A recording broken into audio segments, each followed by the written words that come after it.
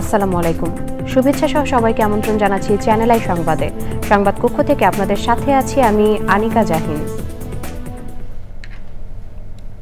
বিস্তারিত সংবাদের শুরুতেই জানিয়ে দিচ্ছি ফ্রেশ আটা ময়দা সুজি সংবাদ শিরোনামগুলো। পদ্মা বহুমুখী সেতুকে কোম্পানি করে পুঁজি বাজারে আনতে বিশ্লেষকদের দাবি, আইনি কাঠামো থাকলেও সরকারি সিদ্ধান্ত প্রয়োজন মন্তব্য। গণতান্ত্রিক শক্তিগুলোর দূরত্বে ফ্যাসিস্টদের পুনর্বাসন সহজ হবে বললেন তারেক রহমান, রাজনীতির গুণগত পরিবর্তনের আহ্বান। উৎসবমুখর পরিবেশে ডাকসু নির্বাচনে মোট 658টি ফর্ম বিতরণ, লেভেল প্লেইং ফিল্ড নিশ্চিতে রিটার্নিং কর্মকর্তার ঘোষণা।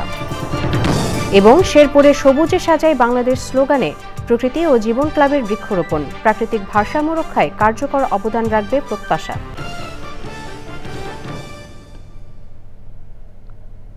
দর্শক, সংবাদ শিরোনামগুলো জানাচ্ছিলাম। এখনকার এই সংবাদ আয়োজন একই সঙ্গে চ্যানেলের ইউটিউব চ্যানেল এবং চ্যানেলের ওটিটি প্ল্যাটফর্ম আইস্ক্রিনে লাইভ স্ট্রিম হচ্ছে। যাচ্ছি বিস্তারিত সংবাদে। পদ্মা বহুমুখী সেতুকে কোম্পানি তৈরির মাধ্যমে পুঁজিবাজারে আনার দাবি জানিয়েছেন বিশ্লেষকরা। বলেছেন এটি করলে দ্রুত ঋণ পরিশোধের পাশাপাশি শেয়ারধারীদের লভ্যাংশ দেওয়া সম্ভব হবে। নিয়ন্ত্রক সংস্থা securities and exchange commission BSEC বলেছে এটি করতে আইনি কাঠামো আছে, সরকার ইচ্ছে করলেই তা করতে পারবে। পরাগ আজিমের রিপোর্ট। পদ্মা বহুমুখী সেতু নির্মাণে ব্যয় হয়েছে ৩২,৬০৫ কোটি টাকা। অর্থ বিভাগ ও সেতু বিভাগের মধ্যে চুক্তির আওতায় বিভিন্ন বাণিজ্যিক ব্যাংক থেকে ঋণ নিয়ে এই সেতু নির্মাণ করা হয়। তবে পদ্মা সেতুতে রেললাইন সংযোগ প্রকল্পে চীন সরকারের কাছে বড় অঙ্কের ঋণ রয়েছে। বিশ্লেষকরা বলছেন বিশ্বের অনেক দেশই পদ্মা সেতুর মতো বড় প্রকল্প ঋণ নিয়ে বা জনগণের করের টাকায় করা হয় না। এসব অবকাঠামো তৈরির জন্য পুঁজিবাজার থেকে অর্থ সংগ্রহ করা হয়। বিদেশের সকল জায়গায় কিন্তু আপনার মাইনিং খনিগুলা এগুলাও কিন্তু শেয়ার বাজারে লিস্টেড। সরকার তো ইনকাম করছে পদ্মা সেতু দিয়ে, সো কাজেই যমুনা সেতু, পদ্মা সেতু সবগুলো কর্পোরেটাইজ করা যায় এবং করে আপনি এই সেতুর থেকে জনগণকে যদি শেয়ার দিতে পারেন তাহলে জনগণও উপকৃত হবে, ডিভিডেন্ডও পাবে। লোনের একটা অংশ কিন্তু এখান থেকে আপনি পরিশোধ করে দিতে পারেন। সো ওই লোনের অর্থ পরিশোধ করে দিলে কিন্তু আপনার ইন্টারেস্ট দেওয়া লাগলো না, ওই ইন্টারেস্টের টাকা দিয়ে আপনি লভ্যাংশ দিতে পারেন। পদ্মা সেতু পুঁজিবাজারে আসলে কি পদ্ধতিতে আসতে পারে সে ব্যাখ্যা দিয়েছেন বিএসইসির মুখপাত্র। সরকার কি করতে পারে, ২০ বছরের যেই প্রজেক্টেড ক্যাশ ফ্লো সেটা ভিত্তি করে একটা এসপিভি ক্রিয়েট করে তাকে বলে দিতে পারে যে তোমার এই ২০ বছরের ক্যাশ ফ্লোটা তোমাকে দিয়ে দিলাম, তুমি আমাকে এখন বন্ড ইস্যু করে টাকাটা দিয়ে দিবে, এই টাকা থেকে আমার যে ঋণ আছে এটা পরিশোধ করব, অথবা আমি আর একটা দ্বিতীয় পদ্মা সেতু করতে পারি। ২০ বছর ধরে যেই রেভিনিউটা আমি নিতাম সেটা কিন্তু এখনই জনগণের কাছ থেকে ক্যাপিটাল মার্কেট থেকে উত্তোলন করতে পারি বন্ড ইস্যুর মাধ্যমে, সুকুক ইস্যুর মাধ্যমে। আমার সিকিউরিটিজ ল অনুযায়ী এটা করা সম্ভব। পদ্মা সেতু পুঁজিবাজারে আসলে তা ইতিবাচক হবে বলেই মনে করেন কমিশনের এই মুখপাত্র। পরাগ আজিম, চ্যানেল আই, ঢাকা। আফ্রিকার দেশ নাইজেরিয়ার উত্তরাঞ্চলের কাটসিনা রাজ্যে মান্তাও গ্রামে একটি মসজিদে ফজরের নামাজের সময় সশস্ত্র দস্যুদের হামলায় অন্তত ২৭ জন মুসল্লি নিহত হয়েছেন। এ ঘটনায় আহত হয়েছেন বেশ কয়েকজন। স্থানীয় বাসিন্দারা জানান মালুমফাশি এলাকার প্রত্যন্ত উঙ্গুয়ান মান্তাও গ্রামে মুসল্লিরা ভোরে নামাজ আদায়ের জন্য মসজিদে যান। তখন বন্দুকধারীদের এলোপাতাড়ি গুলিতে হতাহতের ঘটনা ঘটে। এখন পর্যন্ত কেউ হামলার দায় স্বীকার করেনি। নাইজেরিয়ার উত্তর পশ্চিম ও উত্তর মধ্যাঞ্চলে প্রায়ই এমন হামলার ঘটনা ঘটে। গত জুনে এরকম একটি হামলায় দেশটির উত্তর মধ্যাঞ্চলে শতাধিক মানুষ প্রাণ হারান। আরও হামলা ঠেকাতে উঙ্গুয়ান মান্তাও গ্রামে সেনাবাহিনী ও পুলিশ মোতায়েন করা হয়েছে বলে জানান রাজ্যের কমিশনার নাসির মোয়াজু।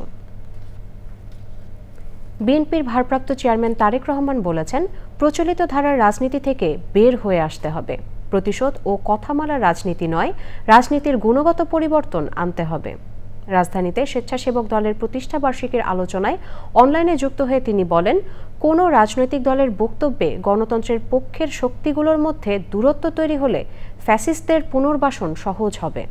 তারেক রহমান আরও বলেন এখনও বিএনপি নেতাকর্মীদের মিথ্যা মামলায় হাজিরা দিতে হচ্ছে। রাহুল রায়ের রিপোর্ট। জাতীয়তাবাদী স্বেচ্ছাসেবক দলের ৪৫তম প্রতিষ্ঠাবার্ষিকী নানা আয়োজনে পালিত হয়। সকালে বিএনপির প্রতিষ্ঠাতা ও সাবেক রাষ্ট্রপতি জিয়াউর রহমানের মাজারে শ্রদ্ধা নিবেদনের পর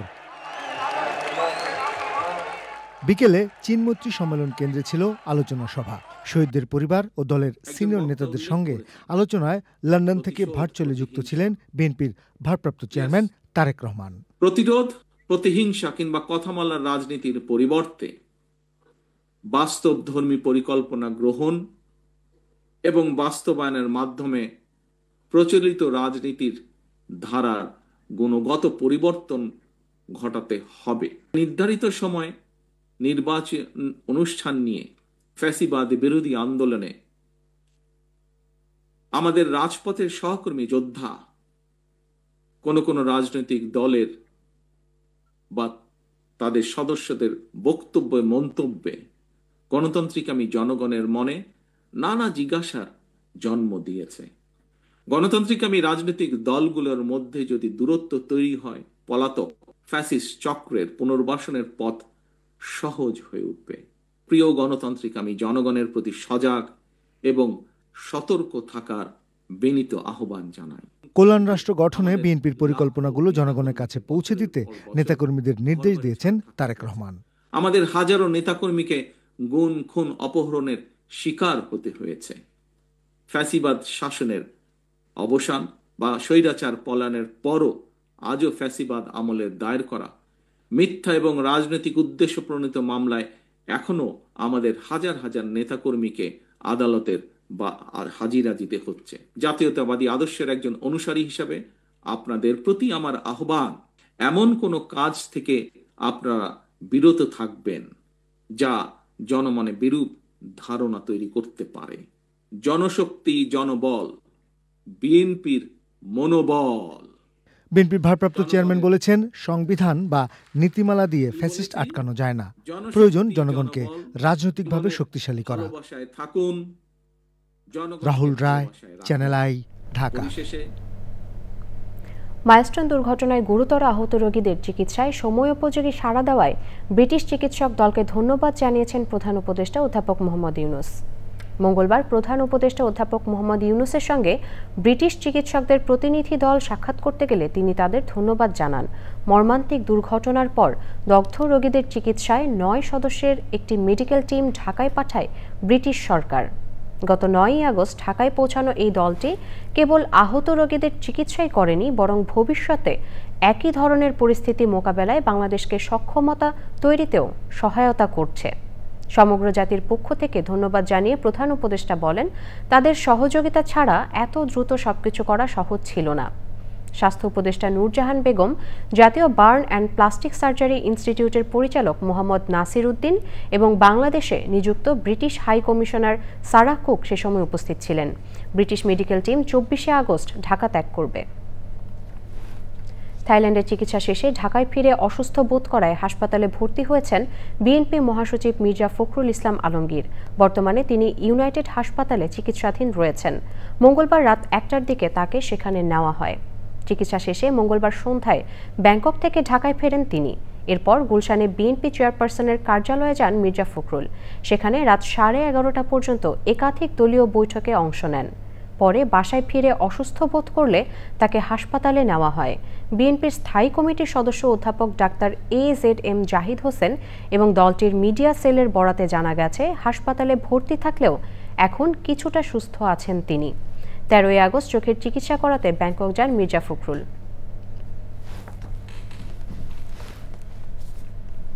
ডাকসু নির্বাচনে ফর্ম বিতরণের শেষ দিন মঙ্গলবার 93টি সহ এ পর্যন্ত মোট ফর্ম বিতরণ হয়েছে 658টি, জমা হয়েছে 106টি। সব মিলিয়ে নির্বাচনে লেভেল প্লেইং ফিল্ড থাকবে বলে জানালেন প্রধান রিটার্নিং কর্মকর্তা। মিথিলা নাজনীনের রিপোর্ট। ঢাকা বিশ্ববিদ্যালয় কেন্দ্রীয় ছাত্র সংসদ নির্বাচনকে ঘিরে উৎসব মুখর পরিবেশ। নির্ধারিত সময়ের সাথে একদিন যোগ করে আজ ছিল ফরম বিতরণের শেষ দিন। এদিন খুব বেশি ফরম বিতরণ না হলেও ছাত্রদলের প্রার্থীদের অনেকে শেষ সময়ে তা সংগ্রহ করেন।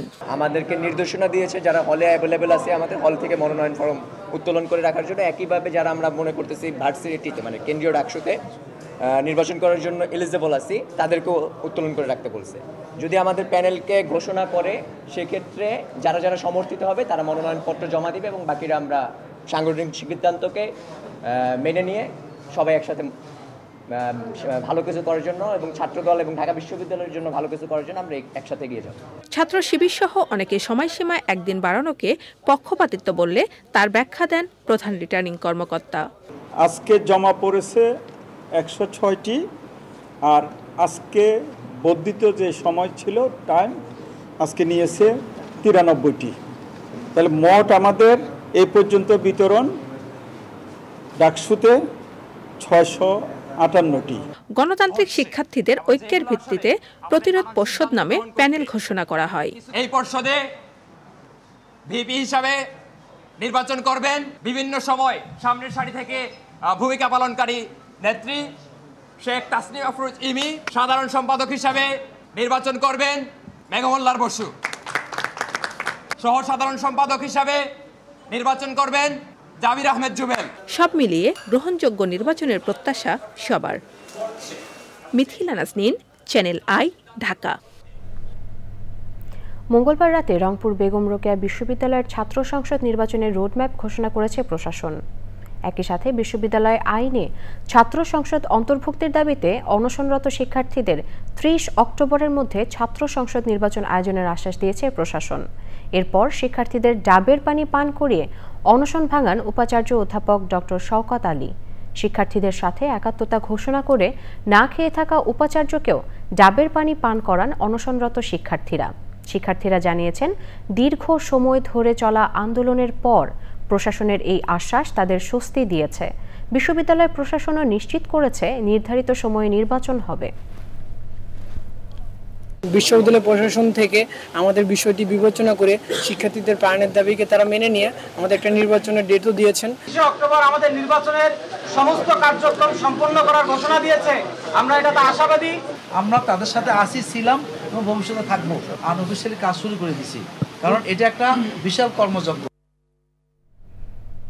ভবিষ্যতের নিরাপদ আবাস বিনির্মাণে শেরপুরে সবুজে সাজায় বাংলাদেশ স্লোগানে বৃক্ষরোপণ করছে প্রকৃতি ও জীবন ক্লাব। মোবাইল নেটওয়ার্ক অপারেটর বাংলালিংকের সহযোগিতায় বিভিন্ন শিক্ষা প্রতিষ্ঠানে গাছের চারা বিতরণ করা হয়। সুধীজনরা বলছেন, প্রাকৃতিক ভারসাম্য রক্ষায় কার্যকর অবদান রাখবে সবুজায়ন অভিযান। হাকিম বাবুলের তথ্য ও ভিডিও চিত্রে আফরোজা হাসির রিপোর্ট। ভারতের মেঘালয়ের কুলঘেঁষা প্রাকৃতিক সৌন্দর্যমণ্ডিত জেলা শেরপুর। তবে বেপরোয়া আগ্রাসনে জেলার 28,000 একর বনভূমির মধ্যে বেদখল হয়ে গেছে অন্তত 3,500 একর। অতিরিক্ত বনজ সম্পদ আহরণের পাশাপাশি অপরিকল্পিত নগরায়নে হারাচ্ছে পরিবেশের ভারসাম্য। পরিস্থিতির উন্নয়নে বাংলালিংকের সহযোগিতায় সারা দেশের মতো শেরপুরেও প্রকৃতি ও জীবন ক্লাবের সবুজায়ন। সবুজে সাজাই বাংলাদেশ এই প্রতিপাদ্যে শেরপুর জেলায় বৃক্ষরোপণ কর্মসূচি পালন করেছে প্রকৃতি জীবন ক্লাব। শেরপুর একটি গারো পাহাড় অধ্যুষিত একটি এলাকা এবং এখানে যেমন সৌন্দর্য আছে, আবার এখানে কিন্তু সমস্যাও আছে। ঢালে এবং সমতলে বৃক্ষরোপণ যত বেশি আমরা করতে পারবো তাহলে এই ক্ষয় রোধ করতে পারবো মাটির। আমরা যত সবুজে থাকব তত আমরা ভালো থাকব, কারণ সবুজ আমাদের চোখকে যেমন ভালো রাখে, আমাদের মনকে ভালো রাখে, আমাদের শরীর স্বাস্থ্যকে ভালো রাখে। আসুন সবাই বৃক্ষরোপণ করি এবং এই দেশটাকে সবুজে ছেয়ে ফেলি। ডাক্তার এমটি হোসেন উচ্চ বিদ্যালয়, সনকান্দা সরকারি প্রাথমিক বিদ্যালয়, মধ্যবয়রা উচ্চ বিদ্যালয় এবং ইদ্রিসিয়া কামিল মাদ্রাসায় সবুজ উৎসবের রং। গাছ আর আমরা বাঁচতে পারবো না, তাই আমাদের বেশি বেশি গাছ লাগানোর প্রয়োজন। এই মহৎ উদ্যোগের সাথে আমরা বাংলালিংক পরিবার সাথে থাকতে পেরে আমরা গর্ববোধ করছি। আশা করব যে এই গাছগুলো যেগুলো আমরা রোপণ করছি এগুলো ভবিষ্যতে ফল এবং ছায়া দিয়ে মানুষের উপকারে আসবে। এমন উদ্যোগে পরিবেশ সংরক্ষণের পাশাপাশি আর্থসামাজিক উন্নয়ন ত্বরান্বিত হবে বলছেন বিশিষ্টজনরা। বাড়ির আঙ্গিনায় আমরা যেন পর্যাপ্ত পরিমাণে বৃক্ষরোপণ করি। জলবায়ু পরিবর্তনের যে সময়, এই সময়ে আমাদের বৃক্ষরোপণ অত্যন্ত জরুরি। বাংলাদেশকে আমরা সুন্দরভাবে সবুজে সাজিয়ে তুলব। গাছগুলো যখন বড় হবে এর সাথে একে নির্ভর করে বিভিন্ন প্রজাতির পাখি অনেক বাড়বে এবং আলটিমেটলি আমাদের সমাজে যে বাস্তুসংস্থান নষ্ট হয়ে যাচ্ছে সেই বাস্তুসংস্থানটি আবার পুনরুজ্জীবিত হবে। ভবিষ্যৎ প্রজন্মের বাসযোগ্য ধরিত্রী বিনির্মাণে রোপিত বৃক্ষের পরিচর্যায় স্থানীয় জনগোষ্ঠীকে এগিয়ে আসার আহ্বান পরিবেশবাদীদের। আফরোজা হাসি, চ্যানেল আই। দর্শক, সংবাদের এই পর্যায়ে নিচ্ছি একটি বিরতি। দর্শক, বিরতির পর স্বাগত আরও একবার চ্যানেল আই সংবাদে। যুক্তরাষ্ট্রের ওয়াশিংটনে ইউক্রেন রাশিয়া যুদ্ধ শেষ করার কূটনৈতিক প্রচেষ্টা জোরদার হওয়ার পরও তা থামেনি। ইউক্রেনীয় বিমান বাহিনী জানিয়েছে রাশিয়া মঙ্গলবার রাতে ইউক্রেনের ওপর 270টি ড্রোন ও 10টি ক্ষেপণাস্ত্র নিক্ষেপ করেছে। এটি চলতি মাসের সবচেয়ে বড় আক্রমণ। এদিকে যুদ্ধ পরবর্তী ইউক্রেনের নিরাপত্তা নিশ্চিতে দেশটিতে যুক্তরাষ্ট্রের সেনা পাঠানো হবে না বলে জানিয়েছেন মার্কিন প্রেসিডেন্ট ডোনাল্ড ট্রাম্প। মঙ্গলবার মার্কিন সংবাদ মাধ্যমে ফক্স নিউজে একথা বলেন তিনি। এর আগে গত সোমবার হোয়াইট হাউসে ইউক্রেনের প্রেসিডেন্ট ভলোদিমির জেলেনস্কি ও ইউরোপীয় নেতাদের সঙ্গে বৈঠক করেন ট্রাম্প। সেখানে রাশিয়ার সঙ্গে যুদ্ধ বন্ধের চুক্তি হলে তারপর কিভাবে ইউক্রেনের নিরাপত্তা নিশ্চিত করা হবে তা নিয়ে আলোচনা হয়। এবারে নিটোল টাটা কৃষি সংবাদ।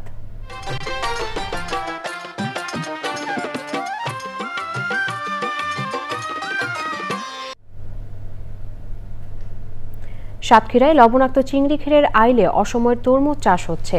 নিচে মিঠা ও লোনা পানির মিশ্র মাছের ঘের, উপরে মাচায় ঝুলছে সুপ্রিম হানি, তৃপ্তি, ব্ল্যাক বেবি, সুগার কুইন আর বাংলালিক নামের তরমুজ।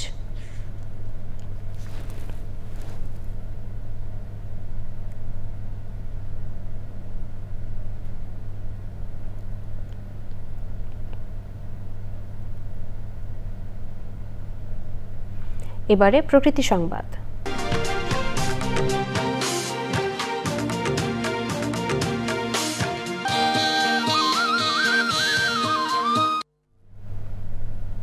চরম জলাবদ্ধতায় নাজেহাল গাইবান্ধার গোবিন্দগঞ্জ পৌরসভার ৯ নং ওয়ার্ডের বাসিন্দারা।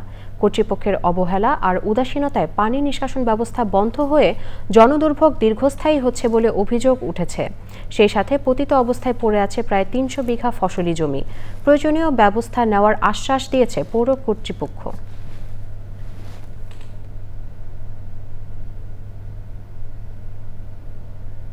দর্শক, সবশেষে ফ্রেশ আটা ময়দা সুজির সংবাদ শিরোনামগুলো জানিয়ে দিচ্ছি আরও একবার। পদ্মা বহুমুখী সেতুকে কোম্পানি করে পুঁজিবাজারে আনতে বিশ্লেষকদের দাবি। আইনি কাঠামো থাকলেও সরকারি সিদ্ধান্ত প্রয়োজন মন্তব্য। গণতান্ত্রিক শক্তিগুলোর দূরত্বে ফ্যাসিস্টদের পুনর্বাসন সহজ হবে বললেন তারেক রহমান। রাজনীতির গুণগত পরিবর্তনের আহ্বান। উৎসবমুখর পরিবেশে ডাকসু নির্বাচনে মোট ৬৫৮টি ফর্ম বিতরণ। লেভেল প্লেইং ফিল্ড নিশ্চিতে রিটার্নিং কর্মকর্তার ঘোষণা। এবং শেরপুরে সবুজে সাজায় বাংলাদেশ স্লোগানে প্রকৃতি ও জীবন ক্লাবের বৃক্ষরোপণ। প্রাকৃতিক ভারসাম্য রক্ষায় কার্যকর অবদান রাখবে প্রত্যাশা।